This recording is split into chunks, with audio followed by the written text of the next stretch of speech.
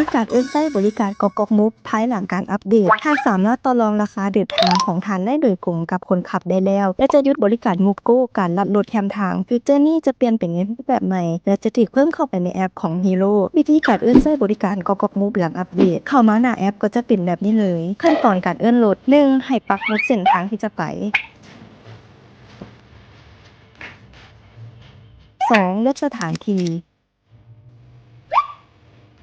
3. กดยืนยัน 4. จะเห็นฟังก์ชันใหม่หน้าตาแบบนี้และแอปจะเลือกรถให้ท่านสามารถเลื่อนได้ทั้งรถเก๋งและรถตุ๊กๆแต่ถ้าอยากเลือกแบบใดแบบหนึ่งเลื่อนให้กดออกไปอันหนึ่งและใส่ราคาเขาสามารถใส่ราคาที่ต้องการที่จะไปได้แล้วกดยืนยัน 6. ล้อฐานฮีโร่กดห้องขอก็คือการต่อรองราคากันลูกค้าจะเห็นทั้งรถและราคาที่ฮีโร่เสนอมาแต่ละคันแล้วลูกค้าสามารถเลือกราคาที่ลูกค้าต้องการได้แล้วจะเห็นพวกสัญลักษณ์นี้เน้นหมายถึงรถนั้นนำได้จากคน